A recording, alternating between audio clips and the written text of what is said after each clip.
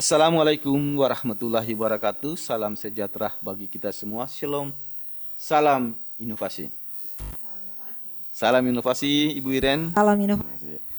Perkenalkan saya Arman Walai, peserta Diklat PKN tingkat 2 angkatan 24 tahun 2024.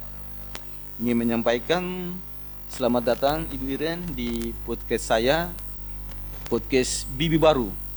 Bincang-bincang bangun Aru. Ini penting.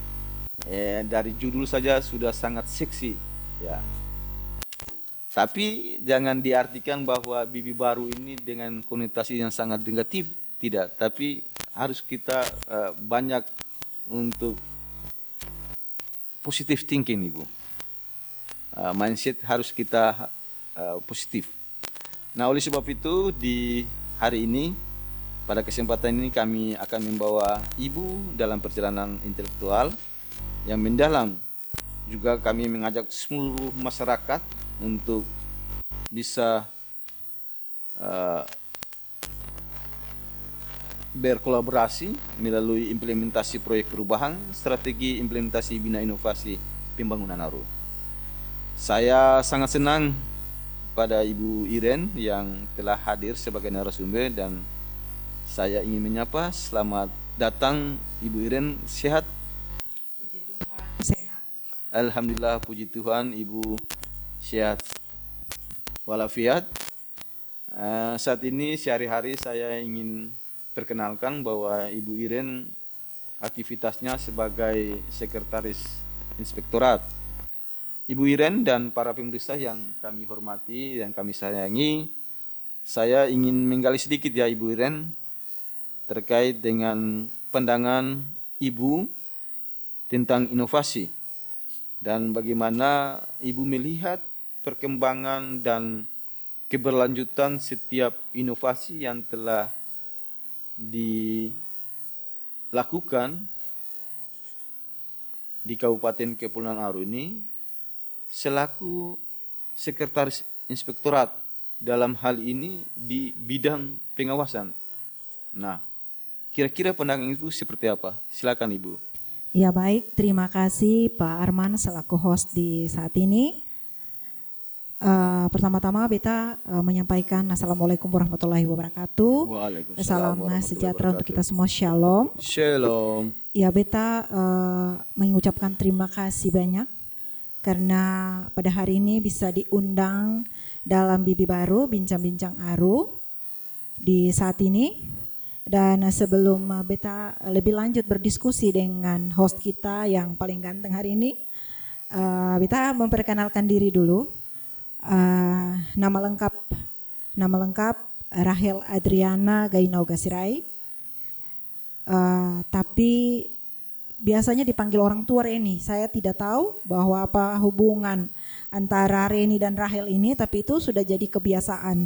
Dan tadi kita dengar bahwa host kita memanggil saya Iren, itu memang nama yang memang terkenal ketika saya menjadi penyiar radio. Weh, luar biasa. Terima Jadi kasih. Ibu Iren ini juga mantan penyiar radio ya? Ya, saya mantan penyiar radio sebelum jadi pegawai negeri sipil.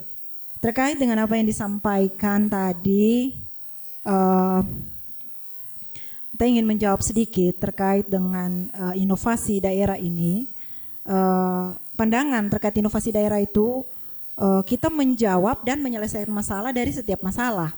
Jadi ketika dalam melakukan tugas tanggung jawab kita, di sini saya perlu jelaskan dulu bahwa ketika saya membuat inovasi ini, saya berada pada jabatan Inspektur Pembantu Wilayah 4. Setelah itu baru saya dipindahkan ke Sekretaris Inspektorat, tapi sebelum saya adalah Inspektur Pembantu Wilayah 4, saya sebelumnya juga auditor, dan setelah itu diangkat di jabatan struktural sampai saat ini. Jadi tugas-tugas pengawasan itu memang saya mulai dari dasar sampai saat ini sehingga saya sendiri sangat mengetahui kondisi terkait dengan tugas-tugas di inspektorat itu sendiri. Kemudian tadi saya punya pandangan terkait dengan inovasi ini sendiri. Tadi saya katakan bahwa kita menjawab dan menyelesaikan masalah dari setiap masalah. Artinya bahwa inovasi itu muncul karena kita menemukan masalah-masalah yang bisa yang selama ini belum bisa diatasi. Mungkin saja karena memang letak geografis Kabupaten Kepulauan Aru, jumlah desa yang cukup banyak. Apabila kita compare dengan kondisi daerah, keuangan daerah, kita tidak bisa menjangkau 117 desa ini. 117 desa 117 desa di Kabupaten Kepulauan Aru. Sehingga luar biasa banyaknya. bagaimana caranya saya berpikir untuk membantu basudara kita di sana. Membantu masyarakat kita di 117 desa ini. Dengan membantu perangkat-perangkat desa membenahi mereka punya laporan pertanggungjawaban keuangan desa. Mungkin itu yang bisa saya sampaikan, dan inovasi yang saya buat ketika saya masih berada di jabatan Inspektur Pembantu Wilayah 4, tepatnya di tahun 2023, itu saya buat inovasi terkait dengan peningkatan kemampuan perangkat desa, membuat laporan pertanggungjawaban keuangan desa yang akuntabel melalui verifikasi LPJ dana desa dan alokasi dana desa. Mungkin itu pandangan saya yang bisa saya sampaikan. Ya, baik, terima kasih Ibu Iren, memiliki pandangan yang sangat luas, dan memang betul bahwa berdasarkan ya kita ini kan ada bonus demografi sebetulnya ya, dengan memiliki 117 desa ini luar biasa sebagai bonus demografi sebetulnya. Dan harapan kita juga untuk wilayah yang memiliki geografis kepulauan ini tentunya harus menjadi perhatian khusus dari pemerintah pusat, karena juga selain sebagai wilayah kepulauan, kita termasuk dalam wilayah perbatasan, dan perbatasan juga itu termasuk dalam wilayah 3T, tertinggal, terluar, terisolir, dan sebagainya. Dan selanjutnya mungkin Ibu Iren tadi sudah disampaikan, terima kasih, terkait dengan jabatan Irwil wilayah 4 ya. Wilayah 4 yang memang pada saat itu Ibu telah melakukan berbagai inovasi yang tujuannya untuk keuangan masyarakat. Selanjutnya mungkin menurut Ibu selaku narasumber juga, yang Ibu telah lakukan sebagai bentuk inovasi untuk daerah ini, dan sebetulnya daerah juga harus memberikan apresiasi kepada setiap orang, setiap ASN yang telah melakukan berbagai informasi inovasi ini, harus diberikan reward. Ya. Nah, oleh sebab itu, pada kesempatan yang baik ini kami mengajak semua para ASN untuk bagaimana bisa meningkatkan inovasi. Karena kenapa? Inovasi itu yang kami sudah sampaikan lewat awal tadi, bahwa penting dan daerah harus melakukan hal itu. Nah, oleh sebab itu Ibu Iren yang kami hormati, terkait Ibu melakukan inovasi, mungkin sejauh ini inovasi yang telah Ibu lakukan dan diimplementasikan kepada masyarakat, perkembangannya seperti apa, dan manfaatnya mungkin sudah sangat dirasakan. Misalnya tadi dari sisi pengawasan Ibu lakukan itu untuk LPJ ya, keuangan desa. Kira-kira seperti apa itu Ibu? Silakan Ibu. Baik, terima kasih. Dalam inovasi yang saya lakukan itu, perlu saya jelaskan dulu bahwa inovasi yang saya buat ini tidak terlepas dari regulasi. Jadi karena regulasi itulah saya kembangkan dari regulasi itu menjadi sebuah inovasi. Jadi inovasi itu saya buat dengan dasar peraturan pemerintah nomor 60 tahun 2008 tentang sistem pengendalian intern pemerintah.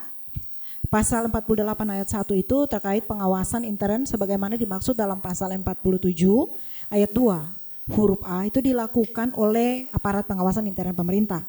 Pada pasal 48 ayat 2, APIP sebagaimana dimaksud pada ayat 1 melakukan pengawasan intern melalui audit, review, evaluasi, pemantauan, dan kegiatan pengawasan lainnya.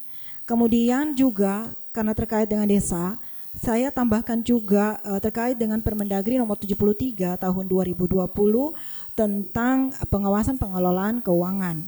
Di samping itu, Perda nomor 8 tahun 2020 tentang TSOTK Inspektorat, secara umum tugas pokok fungsi inspektorat itu sendiri membantu Bupati dalam tugas-tugas pengawasan. Sehingga berdasarkan regulasi-regulasi ini saya membuat sebuah inovasi dengan melihat ke masyarakat itu sendiri, masalah apa yang terjadi dalam masyarakat itu, sehingga saya membuat sebuah inovasi yang tadi saya sampaikan judul terkait dengan peningkatan kemampuan perangkat desa membuat laporan pertanggungjawaban keuangan desa yang akuntabel melalui verifikasi dana desa dan alokasi dana desa. Saya menyampaikan sedikit terkait dengan masalah yang kami temui di lapangan. Itu real, jadi sesuatu yang tidak saya karang-karang, tetapi itu real berdasarkan tugas pengawasan yang kami lakukan di desa. Itu penataan keuangan desa dan alokasi dana desa itu tidak tertata secara baik, dan itu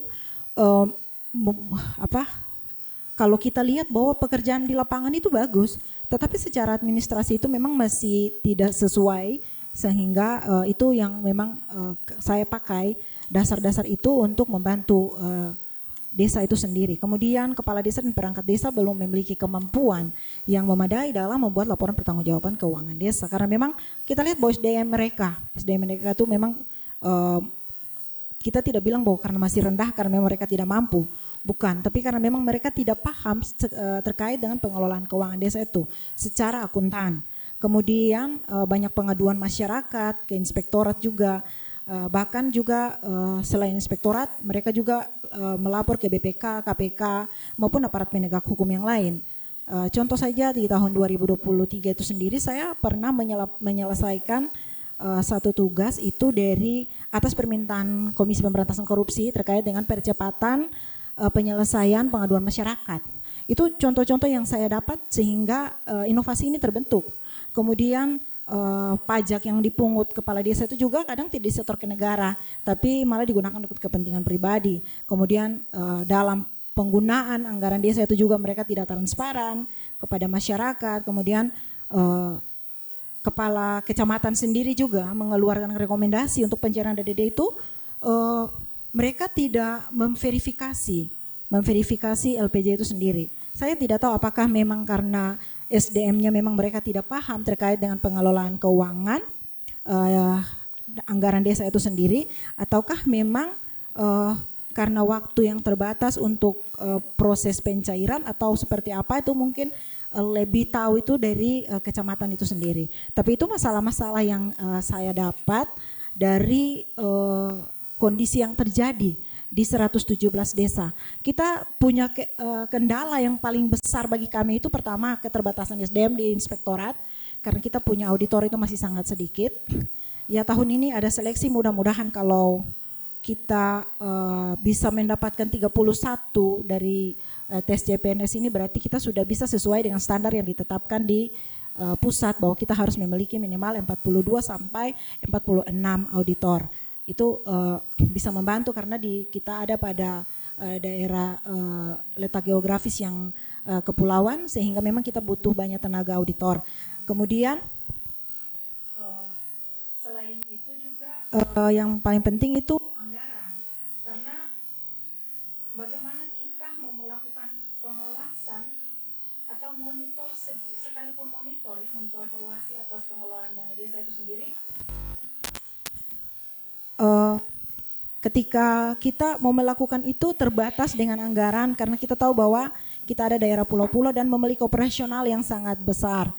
Nah, karena masalah-masalah seperti inilah yang bagaimana saya berpikir bagaimana kita menjangkau 117 desa ini tanpa harus mengeluarkan operasional yang sangat besar karena transportasi itu. Jadi kita dari desa ke desa itu membutuhkan biaya yang sangat besar, sehingga dengan inovasi ini saya bisa membantu perangkat-perangkat desa ketika mereka menyampaikan laporan pertanggungjawaban keuangan desa itu baik di BPKD maupun di BPMD, itu bisa melalui kami. Jadi kami membantu, kami melatih, kami membina dan kami berusaha supaya mereka paham tentang pengelolaan dana desa ini sendiri. Nah, dari pembinaan dana desa yang kami lakukan, pembinaan terhadap perangkat-perangkat desa yang kami lakukan, itu ada manfaat yang bisa dirasakan oleh mereka.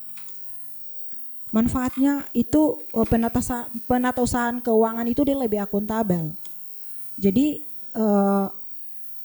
dia lebih paham terkait dengan pengelolaan keuangan. Kemudian meningkatkan kemampuan perangkat desa. Jadi tadinya mereka tidak paham sama sekali. Mereka tergantung kepada misalnya pendamping desa. Mereka bisa dengan sendirinya dengan kegiatan ini mereka bisa terlepas dari pendamping desa. Karena kami berharap bahwa suatu saat mereka akan mandiri. Jadi tidak tergantung lagi dengan pendamping-pendamping desa untuk membantu mereka. Jadi benar-benar kita membina itu one by one. Jadi tidak secara umum kita bikin sosialisasi, tetapi one by one. Ketika mereka datang ke inspektorat, kami bantu. Kami bantu bagaimana mereka menyusun sebuah laporan pertanggungjawaban keuangan yang benar sesuai dengan program kegiatan yang mereka lakukan. Itu kita lakukan one by one. Jadi tidak kita kumpulkan semua satu kali baru kita latih, tidak. Jadi per kepala desa, per perangkat desa. Jadi itu memang sangat membantu mereka. Mereka bisa paham bagaimana mengelola keuangan desa itu yang baik dan benar. Kemudian dari situ juga ada manfaat kita melakukan pengendalian atau pencegahan terhadap penyalahgunaan keuangan desa. Jadi dari awal kita sudah membuat pencegahan. Ini yang sangat dirasakan hasilnya dari beberapa kepala desa maupun camat yang kami komunikasi. Mereka sangat berterima kasih dan bersyukur bahwa kegiatan ini sangat membantu mereka. Tidak harus mereka mengeluarkan banyak uang mengikuti sosialisasi di luar Dobo, misalnya ke Ambon atau ke Jakarta dengan biaya yang sangat besar. Tapi ketika mereka pulang mereka tidak paham apa yang disampaikan. Karena yang dilakukan itu materi secara umum, tidak langsung dilatih. Tidak langsung diajar secara langsung bahwa yang kita lakukan untuk perbaikan pengelolaan keuangan itu yang seperti apa, tidak. Jadi mereka tidak paham, tetapi ketika bersama kami dari tim inspektorat dengan inovasi ini, itu sangat membantu mereka. Contoh, pada tahun 2023 itu dari 13 desa di Kecamatan Aru Tengah Timur, itu kita memberikan apresiasi sekali kepada camatnya, karena dari 13 desa itu hanya 3 desa yang tidak mengikuti verifikasi ini. Tetapi manfaatnya itu ketika tahun ini 2024 mereka kembali lagi dengan LPJ yang mereka buat di tahun 2024 itu luar biasa perubahan. Mereka sudah sangat mengerti, mereka sudah sangat paham karena kami sudah melatih mereka di tahun sebelumnya. Itu yang tadi saya bilang bahwa kami berharap suatu saat mereka akan mandiri, tidak tergantung dengan pendamping desa. Karena mereka sendiri sudah mampu, paham bagaimana cara mengelola dan membuat pertanggungjawaban atas keuangan desa itu. Kemudian dari inovasi ini juga ada manfaat untuk masyarakat.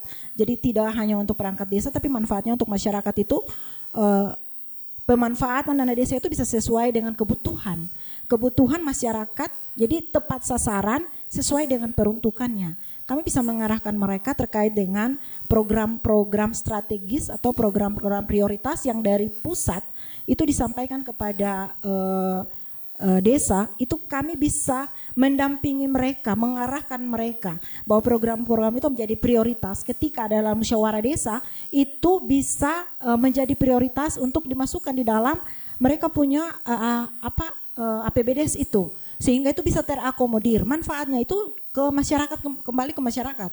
Kemudian peningkatan kualitas hidup manusia itu bisa lebih baik karena adanya penanggulangan kemiskinan. Jadi banyak hal yang kami lakukan ini bukan manfaat itu terbatas kepada perangkat desa itu secara umum, tapi ada juga secara khusus itu bisa dinikmati oleh masyarakat karena ketika penggunaan anggaran desa itu sesuai dan tepat sasaran, manfaatnya itu sangat besar untuk masyarakat.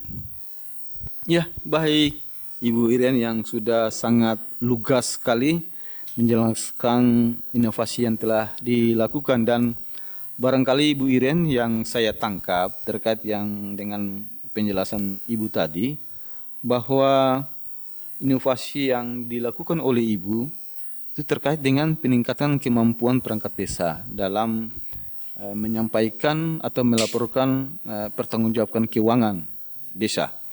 Dan beberapa hal ini yang mungkin saya tangkap ada yang memiliki manfaat yang luar biasa yang tadi Ibu tadi jelaskan, mencegah terjadi penyalahgunaan keuangan desa maupun sebagai dasar bahwa dari inovasi yang Ibu telah lakukan ini memiliki dampak besar terhadap perangkat desa ketika dia membuat sebuah laporan pertanggungjawabkan di tahun 2024 ini sudah sangat bagus dan sangat teratur sekali, sehingga ini berdampak positif kepada perangkat desa.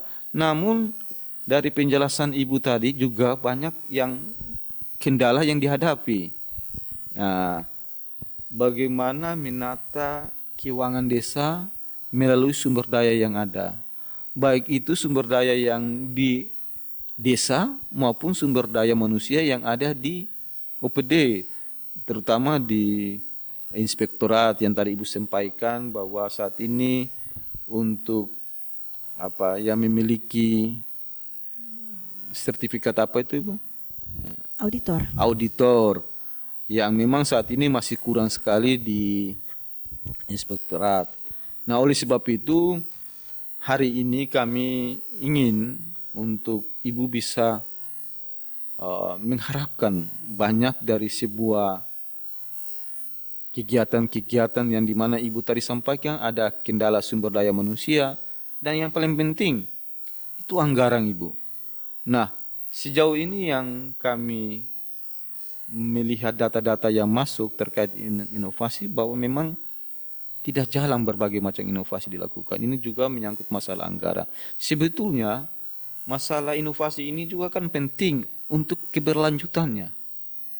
Nah, Ibu punya kan harus ada kendala yang perlu harus diselesaikan dan butuh keberlanjutan tadi untuk Maluku Arutengaya yang sudah sangat progres sekali dan harapan Ibu ke depan untuk terjadi kemandirian ini Ibu. Nah, oleh sebab itu untuk langkah-langkah selanjutnya dan harapan Ibu ke depan terkait dengan masalah sumber daya manusia, anggarannya itu, apakah nanti ke depan Ibu misalnya ada tadi Ibu sampaikan bahwa tidak perlu lagi ada pelatihan-pelatihan dan sebagainya karena ini melatih mereka untuk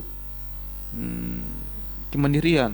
Sampai Ibu tawarkan ada by menu, one by one, orang per orang untuk datang disosialisasikan secara bertatap muka sehingga memang betul-betul dapat dipahami oleh para perangkat desa.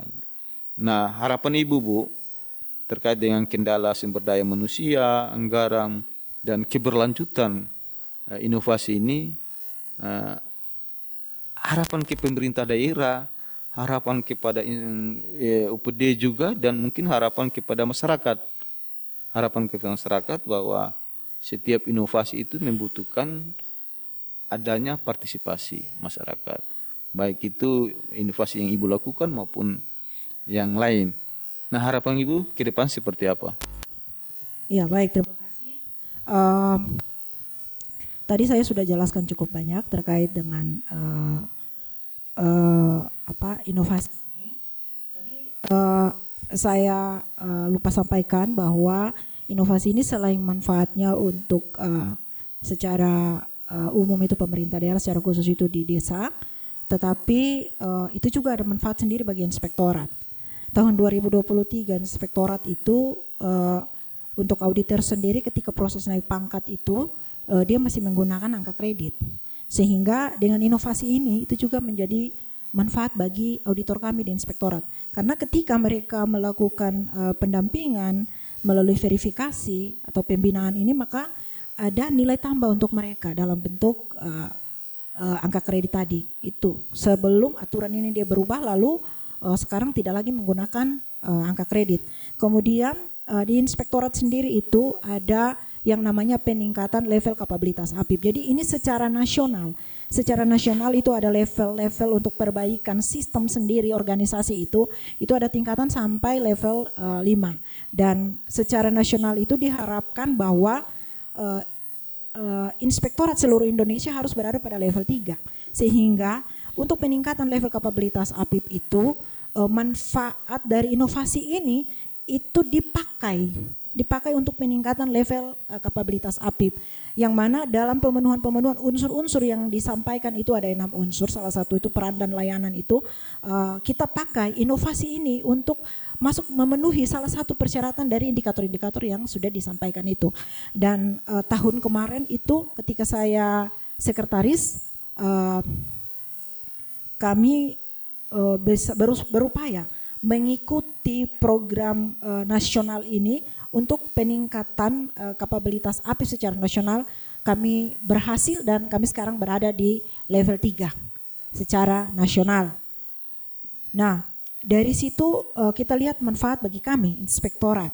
Sementara manfaat tadi yang saya sampaikan kepada kita semua bahwa selain membantu perangkat desa meningkatkan kemampuan mereka memperbaiki LPJ dana desa dan alokasi dana desa, bagaimana mereka bisa memahami cara menyusun atau membuat sebuah laporan pertanggungjawaban keuangan desa yang akuntabel, itu manfaat yang tadi saya jelaskan.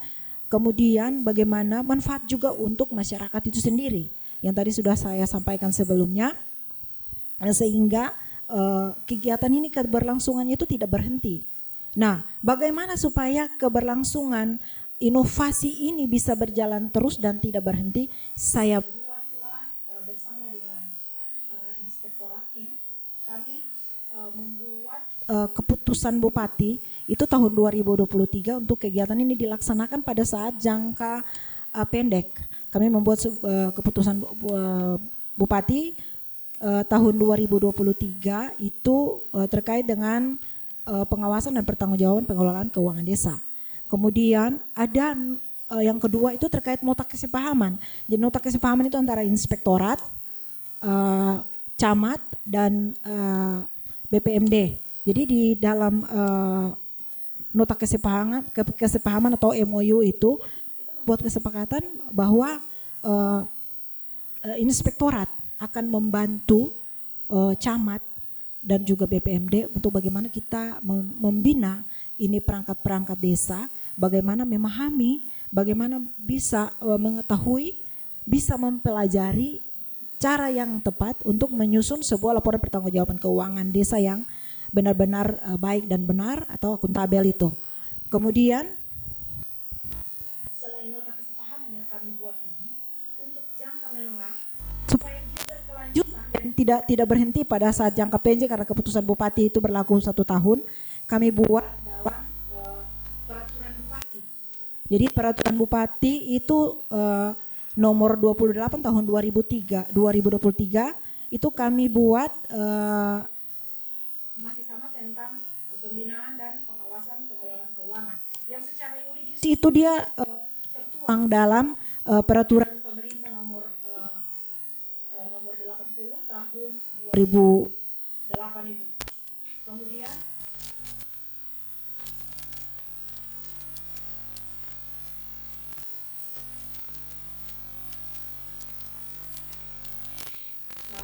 tadi bukan PP 80 tapi PP 60 peraturan pemerintah nomor 60 tahun 2008. Dan sudah berjalan, inovasi saya ini berjalan tanpa ada anggaran. Dan tim yang saya libatkan itu adalah auditor. Dan kegiatan ini memang mereka tidak dibayar karena memang anggaran untuk kegiatan ini memang tidak ada sama sekali. Tidak ada kegiatan untuk ini, memang ada anggaran yang lain, seperti monet atau misalnya audit, tapi untuk pembinaan secara langsung terkait dengan peningkatan kemampuan perangkat desa ini dan verifikasi memang tidak ada, sehingga memang ini kelolaan dari teman-teman auditor untuk membantu kami untuk tetap bagaimana inovasi ini dia tidak berhenti, tetapi dia tetap berjalan sampai sekarang. Dan puji Tuhan untuk tahun 2023 24 ini sudah ada 22 desa sampai saat ini yang sudah melakukan verifikasi atas LPJ mereka itu untuk tahap 1 dalam persiapan mau cair tahap 2. Jadi mereka sudah benahi dulu untuk tahap 1 dan tahap 2 sebelum tahap 1 sebelum mereka memproses untuk pencairan tahap 2. Kemudian kita tahu bersama bahwa ketika BPK melakukan audit itu mereka random, jadi tidak langsung menentukan bahwa desa ini yang akan diaudit, desa ini yang akan diaudit. Mereka akan menggunakan sampel. Nah, tadi saya bilang bahwa kita buat pencegahan itu supaya ketika BPK mengambil misalnya sampel dari satu desa yang memang sudah kami bina, yang sudah kami bantu, otomatis akan kemungkinan terjadi kesalahan itu sangat kecil. Karena kami kita sudah benahi dari awal. Nah, ada satu pertanyaan begini, ketika kami membantu untuk memperbaiki mereka punya LPJ, belajar bagaimana cara kita mengajar mereka untuk cara menyusun LPJ yang lebih baik. Mungkin orang akan berpikir bahwa ini hanya secara administrasi, tapi betul, belum tentu di lapangan. Tapi saya mau bilang bahwa kami ini auditor. Ketika kami lihat dokumen kami tahu, kami bisa tahu bahwa oh ternyata desa ini ternyata ada kebohongan dalam atau manipulasi dalam LPJ ini. Jadi pekerjaan di lapangan pasti tidak baik. Itu yang akan menjadi catatan bagi kami berkomunikasi dengan camat. Itu fungsinya camat untuk melakukan monitor. Apakah yang berdasarkan kami dapat ketika kami membantu mereka untuk melakukan verifikasi dalam pembinaan ini, kami akan sampaikan ke camat dan camat akan sendiri turun lapangan untuk melihat dan memberikan informasi itu benar atau tidak. Jadi dari kegiatan inovasi ini kami bisa menetapkan untuk 1 tahun ke depan itu kira-kira desa-desa mana saja yang nanti kita audit. Karena sudah kita ketahuan, kita sudah tahu dari kegiatan inovasi ini. Jadi bisa kita tahu kelemahan-kelemahan dari desa-desa yang kami bantu. Itu yang bisa menjadi titik untuk kita audit nantinya. Kemudian harapan yang pertama tadi sudah saya sampaikan bahwa kami berharap mereka ini bisa mandiri bahwa mereka sudah mampu mengelola, mempertanggungjawabkan. Itu harapan kami yang pertama. Harapan kami yang kedua, ketika pengelolaan keuangan ini dia berjalan dengan baik, penggunaan anggaran ini dia baik, maka masyarakat di desa bisa merasakan manfaat dari penggunaan anggaran desa ini. Karena dia akan menggunakannya sesuai dengan kebutuhan dan tepat sasaran. Jadi tidak lagi atas keinginan perangkat desa, tetapi benar-benar manfaatnya itu dirasakan oleh masyarakat sehingga nantinya kita bisa mengurangi angka kemiskinan itu. Ya. Kemudian harapan yang berikut itu kepada pemerintah daerah secara umum. Karena anggaran kita yang memang sangat terbatas sekali, Ibu. Betul. Kurang dan tidak ada ya. Untuk kegiatan ini biasa istilahnya Pak Inspektur itu saya bilang saya sangat memuji inspektur saya karena memang dia punya peduli kepada kami para APIP. Itu dia punya pedulinya luar biasa. Kadang-kadang karena memang dalam 1 tahun itu kami membantu desa tanpa ada bantuan atau apapun atau tugas apapun sehingga kami biasa diberikan reward. Misalnya ada 1 perjalanan dinas untuk membantu. Jadi memang luar biasa sekali untuk Pak Inspektur. Sehingga memang saya berharap untuk pemerintah daerah bisa melihat ini dan bisa memberikan kami tambahan anggaran khusus untuk kegiatan ini supaya nanti kami bisa menjangkau 117 desa ini. Kalau memang dalam 2 tahun ini mereka kemari, memang tahun kemarin saya lupa bahwa kegiatan ini saya lakukan di Arus Selatan karena itu lokus saya. Saya memilih daerah yang paling jauh. Kenapa? Karena saya berpikir bahwa biasanya yang jauh itu sulit dijangkau. Ya, setuju. Mereka akan berpikir bahwa kita jauh tidak mungkinlah inspektorat atau BPK datang ke Arus Selatan. Apalagi cuaca yang buruk ya. Iya, dengan sistem letak geografis kita yang memang pulau-pulau dengan kondisi alam yang kadang berubah-berubah sehingga waktu saya mengikuti PIM 3 itu saya mengambil lokus yang paling jauh karena itu saya bina. Tapi kegiatan itu tidak berakhir pada saat itu. Saya berusaha untuk membuat peraturan bupati bersama Pak Inspektur dan teman-teman, dan hasilnya sudah boleh kami dapat, kami rasakan, dan kegiatannya itu tetap berlanjut sampai saat ini. Sehingga memang anggaran itu sangat penting. Jadi saya tidak mau kita hanya ada di tempat untuk mereka datang, tapi mungkin dengan anggaran itu kami bisa langsung menjumpai desa, dari desa ke desa, kami bisa melihat apakah program dan kegiatan yang disampaikan dari pemerintah pusat, program-program prioritas itu berjalan dengan baik atau tidak, dirasakan dan dinikmati oleh masyarakat atau tidak. Itu paling penting bagi kami. Mungkin itu harapan-harapan yang bisa saya sampaikan pada saat ini. Baik, terima kasih penjelasan yang sangat lugas sekali dan sangat memberikan informasi penting, pengetahuan penting bagi kita semua, terutama bagi masyarakat. Dan saat ini yang disampaikan oleh Ibu Iren tadi, kami juga Pak Inspektur, terima kasih Pak Inspektur telah mendukung sangat inovasi yang telah dibuat oleh Ibu Iren. Mudah-mudahan apa yang disampaikan Ibu Iren dan memiliki harapan besar lewat keputusan Bupati yang telah dibuat, nota kesepahaman yang telah dilakukan, maupun dengan peraturan Bupati. Nah, ini harus dikawal terus Ibu Iren, sehingga memang harapan Ibu yang tadi 117 desa ini bertahap-bertahap, mungkin kemandirian yang akan dituju itu dapat dilaksanakan. Kita mudah-mudahan menuju Indonesia Emas ini semua bisa dilakukan di tahun 2045. Tapi tentunya membutuhkan sebuah semangat. Terima kasih Ibu Iren dengan semangat yang tinggi, baik dari tim kerja Ibu Iren maupun dengan para auditor, telah berupaya semaksimal mungkin dalam pelaksanaan inovasi yang Ibu lakukan. Dan terakhir Ibu, saya minta sebuah dukungan Ibu terkait dengan apa yang menjadi inovasi saya juga Ibu, bahwa memang podcast ini bagian dari inovasi yang harus dilakukan. Dan tentunya Ibu melihat bahwa apa yang saat ini kami laksanakan manfaatnya seperti apa Ibu. Dan ke depan seperti apa dengan lewat podcast ini.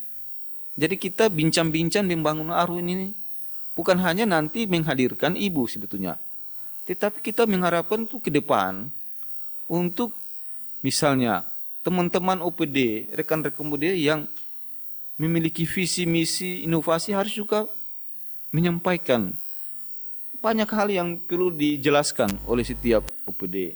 Kenapa kesehatannya bermasalah, kenapanya jalan jadi begini. Kan masyarakat jadi bingung ini. Ini harus jalan apa, ini tipenya apa. Sehingga mungkin Ibu melihat bahwa kegiatan podcast lewat Bibi Baru ini dukungan terbesar Ibu itu sangat kami perlukan, sehingga kegiatan podcast ini bisa keberlanjutan. Ini karena inovasi itu harus berlanjut Ibu, tidak bisa stagnan saat ini. Ketika kita selesaikan membuat produk harus selesai juga, tapi harus berlanjut. Kira-kira seperti apa Ibu? Ya, baik. Yang pertama terkait dengan inovasi yang disampaikan oleh Pak Arman, itu secara pribadi itu beta sangat mendukung. Terima kasih Ibu. Sangat mendukung karena dengan inovasi ini kita bisa menjangkau masyarakat. Terlebih ketika podcast hari ini dibuat, kita bagaimana kita bisa menjangkau masyarakat melalui podcast ini. Kita tidak bisa secara langsung bertemu dengan masyarakat dan kita menjelaskan bahwa ini begini, ini begini, ini begini. Kita harus mengikuti era globalisasi ini. Ini zaman modern, segala sesuatu semua menggunakan teknologi. Iya. Kita tidak menutup itu. Apalagi Ibu sekarang ini kan kementerian kita udah berubah Ibu. Iya. Tadinya komunikasi dan informatika, sekarang Komdigi. Komdigi itu komunikasi dan digital ya Ibu.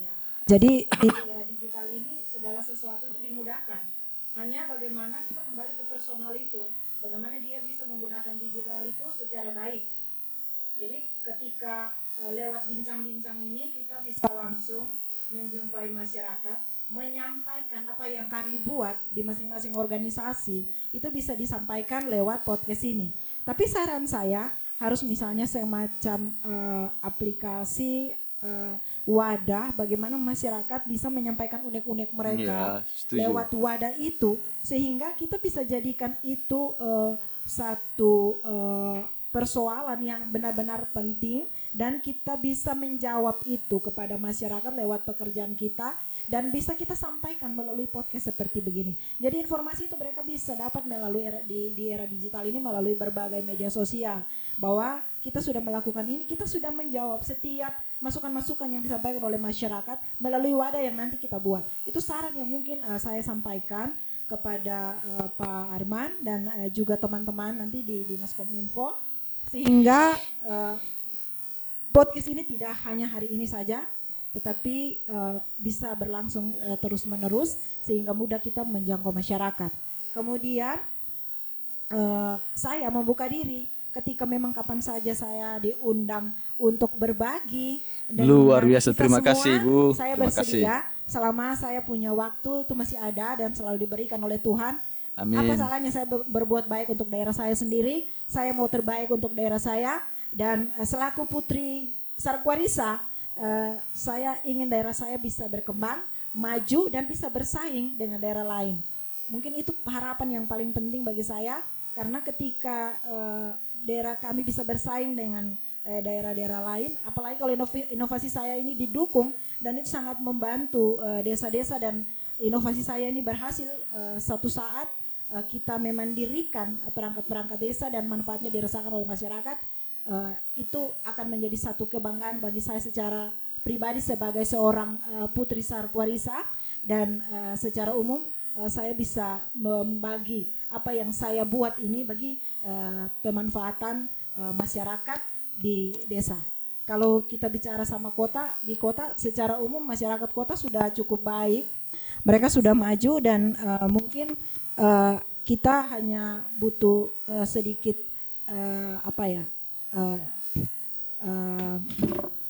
inovasi-inovasi yang bisa membuat mereka bisa tetap bekerja sama dengan pemerintah daerah untuk menjadikan kota ini lebih baik.